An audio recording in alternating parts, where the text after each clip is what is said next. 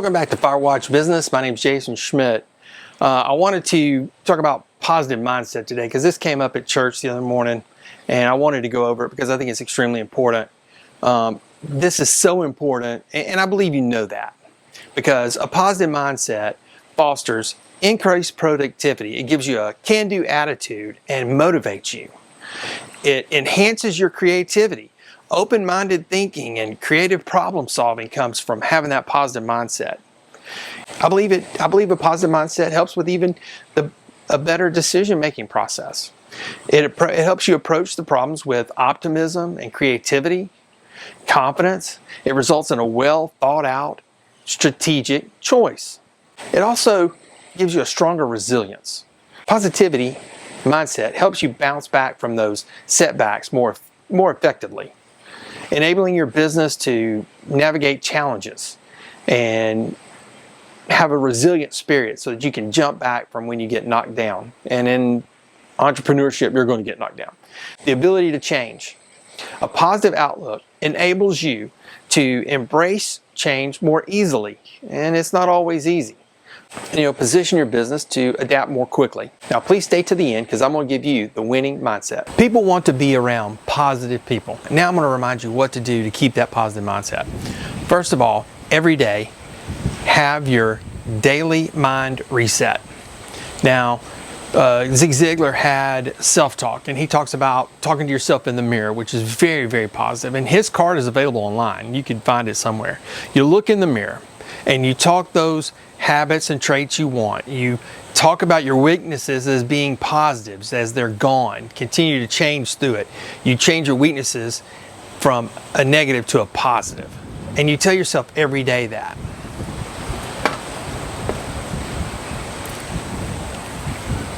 So you look in the mirror and you talk those traits and habits that you want. And then you speak to your weaknesses as positive so that you can overcome those weaknesses. You must put good in your mind.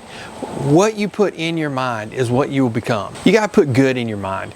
And what is that? That's the motivational speakers. That is the reading positive books, learning more about different tasks that you want to learn about. It's about positive music.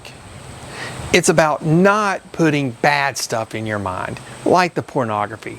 That destroys people's lives. It's not watching CNN or Fox News all day long. That will absolutely bring you down. It's focusing on the good. It also has a lot to do who you hang out with and the activities you are doing. And those things define you. Not only define you as a person, but also define you in the neighborhood.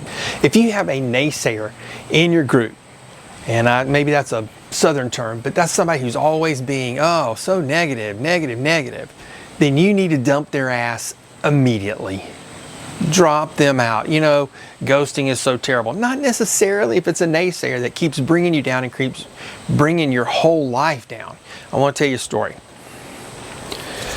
A great friend of mine, love him to death, and we were talking about the things that I'm working on, my side hustles, the book, this YouTube channel, the DJ business. And he's like, why are you working so hard? Why are you working so hard? And he doesn't understand my whys. He doesn't understand that I have my whys of what behind my goals are. And he just says, there's no need in that. Don't put a date on it. It'll happen sometime in the future. Don't do that. And you're like, you're a naysayer. You don't believe in the goals. You don't believe in the action plan. Therefore, you really are not bringing a whole lot of value into my life unless you're ready to lift me up or get me to another place, help me learn, help me do these things that is going to get me to my goals. Get with the right people, like-minded people. You know what it's like when you go play golf and you're out there with people who are better than you? It always seems to uplift your game. It seems like you steps up your game so you're playing better. And I believe that happens when we hang out with the right people, right? You're going to hang out with successful people, people that are richer than you, smarter than you. That helps, and that will boost your confidence, and it'll also help you become more successful. No doubt about it. It's also the activities you're doing. Who are you, and what you're doing is very important. Are you out late drinking? Are you out late nights? what are you doing? Are you focused on the action plan to get to your goals? Or are you focused on more of the party atmosphere or whatever that may be? Hanging out at the bar. Whatever that may be, that's something you got to consider for yourself. And it basically comes down to this. Are you ready to dismiss your goals, drop them out, and focus more on having a good time or drinking or whatever it is? That's really where we're at. That's where I'm at.